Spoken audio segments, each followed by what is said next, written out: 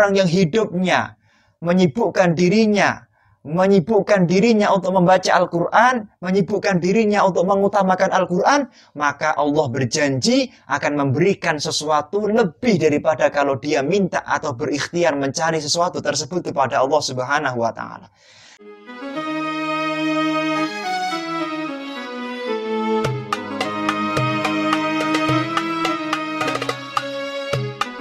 Assalamualaikum warahmatullahi wabarakatuh. Alhamdulillahil barril jawad alladhi jallat ni'amuhu anil ihsa'i bil a'dad al-manni bil ludfi wal irsyad al-hadi ila sabilir rasyad al-muwaffiqi li tafaquhi fid dini man latafa wa ikhtarahu minal ibad. Allahumma shalli ala sayyidina Muhammad ibni Abdillah wa ala alihi wa sahbihi wa mawalah amma ba'dah. Para alim, para ulama, para habaib, para hadirin, pemirsa calon ahli surga yang dimuliakan oleh Allah Subhanahu wa Ta'ala. Marilah kita semuanya meningkatkan iman dan takwa kita kepada Allah dengan memperbanyak usaha bisa menjalankan perintahnya Allah dan meninggalkan larangan-larangan Allah Subhanahu wa Ta'ala. Sholawat serta salam marilah kita hadirkan selalu kepada Nabi besar Muhammad sallallahu alaihi wa alihi wasallam. Semoga kita semuanya kelak bersama beliau di surganya Allah Subhanahu wa Ta'ala. Bulan Ramadan adalah bulan Al-Quran, bulan di mana Al-Quran pertama kali diturunkan oleh Allah Subhanahu wa Ta'ala. Sebagaimana Allah Subhanahu wa Ta'ala telah berfirman di dalam Al-Quran, Syahrul Ramadan alladhi unzila fihil Quran. Imam Nawawi menulis sebuah tafsir Munir namanya, atau tafsir Marah Labid li Kashfi Ma'ani Quranil Majid. Beliau mengatakan bahwa dari ayat tersebut, Inna Jibril nazalal Quran, nuzila fil Quran jumlatan wahidatan.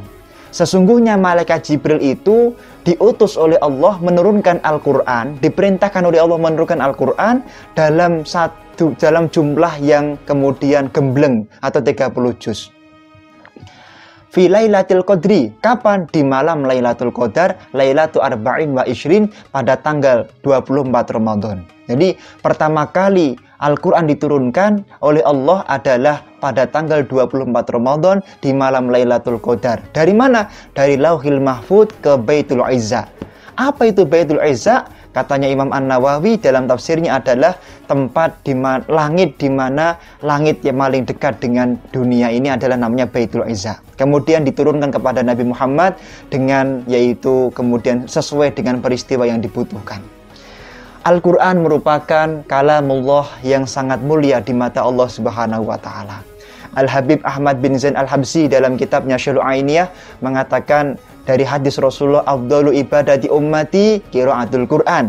Sebaik-baik daripada ibadah umatku adalah membaca Al-Quran. Maka tidak ada yang lebih mulia daripada Al-Quran. Bahkan Imam Ahmad ibn Hanbal, seorang yang hafal 1 juta hadis, beliau pernah mengatakan, Ra'aitu Rabbal Izzati mi'ata marrah. Aku dalam hidup itu pernah 100 kali mimpi kepada Allah, mimpi melihat Allah Subhanahu wa Ta'ala. Mimpi melihat Allah menurut ulama Ahlus Sunnah wal Jamaah adalah mungkin, sebagaimana telah dijelaskan di dalam tafsir Jami'ul Bayan Lit-Tabari. Ketika mau mimpi yang ke-100, aku sudah siap-siap. Aku ingin bertanya, ma'afdoluma, apa yang kira-kira lebih engkau cintai daripada semua amal manusia, wahai Allah? Allah mengatakan ternyata menjawab pertanyaanku, bikalami ya Ahmad, dengan membaca yaitu kalamku, wahai Imam Ahmad. Kemudian aku bertanya lagi, bifahmin atau bighairi fahmin, kira-kira bacanya harus pakai paham atau tidak? Allah mengatakan bifahmin atau bighairi fahmin, baik faham atau tidak, maka orang yang membaca Al-Quran adalah orang yang paling aku cintai. Membaca Al-Quran merupakan kemuliaan yang diberikan oleh Allah Subhanahu wa Ta'ala kepada hambanya. Orang yang ahli Quran tidak usah khawatir, semua urusannya akan diberi dan dipastikan cukup oleh Allah Subhanahu wa Ta'ala. Sebagaimana Kanjeng Nabi Shallallahu alaihi wasallam telah mengatakan, man syahulahul Quran wa dzikri an mas'alati. Ada beberapa redaksi hadis mirip-mirip. A'taituhu afdalu ma utiyasailin. Barang siapa orang yang hidupnya menyibukkan dirinya untuk membaca Al-Quran, menyibukkan dirinya untuk mengutamakan Al-Quran, maka Allah berjanji akan memberikan sesuatu lebih daripada kalau dia minta atau berikhtiar mencari sesuatu tersebut kepada Allah Subhanahu wa Ta'ala. Jadi apa yang belum sempat kita minta kepada Allah akan dikabulkan sebab kita cinta kepada Al-Quran. Apa yang belum sempat terfikirkan dan itu baik untuk kita dan belum sempat kita minta kepada Allah, akan Allah telah berikan kepada kita karena kita adalah orang yang sibuk dengan Al-Quran. Al-Habib Zain bin Ibrahim bin Smith dalam Manhajus Sawinya mengatakan Al-Quran itu adalah jumlahnya ada 1.025.010 huruf. Kanjeng Nabi SAW mengatakan, barang siapa orang yang membaca Al-Quran falahu hasanatun, maka setiap satu huruf maka akan mendapatkan yaitu satu kebaikan. Wal hasanatu bi asyi amsalihha, dan satu kebaikan daripada satu huruf Al-Quran akan dilipatkan 10 kali oleh Allah Subhanahu wa Ta'ala derajatnya. Wala aqulu alif lam mim harfun bal alif harfun wa lamun harfun wa mimun harfun. Dan satu huruf itu bukan kok alif lam mim, tapi satu huruf itu adalah alif satu huruf, lam satu huruf, mim satu huruf. Bayangkan kalau kita membaca satu khataman Al-Quran, kita telah membaca yaitu berjuta-juta derajat, yaitu kemuliaan dari Allah Subhanahu wa Ta'ala. Setelah membaca Al-Quran, kita diperintahkan atau dianjurkan berdoa. Sebagaimana telah dikatakan dan dinukil oleh Imam An-Nawawi Shahihul Minhaj, man qara Al-Quran summa da'a bihi, barang siapa orang yang membaca Al-Quran 30 juz, kemudian dia berdoa minta kepada Allah, amanah akan diamini bi arba'i alafi malakin, yaitu 4.000 malaikat yang ikut mendoakan orang yang telah membaca Al-Quran sampai khatam tersebut. Bahkan dikatakan oleh Kanjeng Nabi SAW, man qara Al-Quran, barang siapa orang yang dia itu istiqomah dan cinta membaca Al-Quran, kemudian fastadharahu, dan dia berusaha mengamalkan isi Al-Quran, fahalla halalahu wa harrama haramahu, berusaha menjalankan apa yang halal dari Al-Quran dan meninggalkan apa yang haram daripada Al-Quran, kemudian adkhalahullahu ta'ala bihi al-jannah, maka Allah akan memasukkan dan berjanji menjadikan orang tersebut menjadi ahli surganya Allah Subhanahu wa Ta'ala.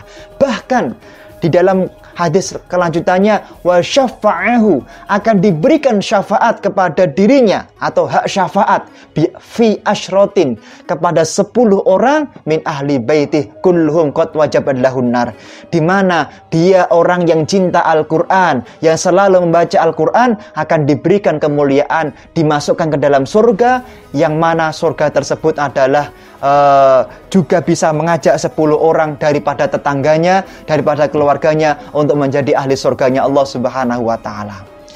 Hadirin calon-calon ahli surga yang dimuliakan oleh Allah Subhanahu wa Ta'ala.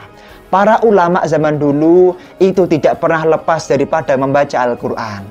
Bahkan ketika orang tua ingin anaknya menjadi anak yang sukses, maka Quranlah yang paling kemudian diutamakan untuk diajarkan kepada anaknya. Sebagaimana telah dikatakan oleh yaitu Syekh Yahya bin Syarafuddin di dalam kitabnya At-Tibyan, bahwasanya para ulama zaman dulu itu selalu cinta kepada Al-Quran. Dikatakan Imam Asy-Syafi'i, yaitu sahabat Utsman ibn Affan, sahabat Imam Tamim Ad-Dari, kemudian Imam Sa'id bin Jabir, beliau setiap hari khatam 1 kali khataman. Kemudian dikatakan juga ada seorang ulama namanya yaitu Salim bin Itr. Salim bin Itr ini diriwayatkan setiap hari khatam 3 kali khataman. Diriwayatkan lagi di dalam kitab yang lain ada seorang ulama namanya Imam Ibnul Khatib.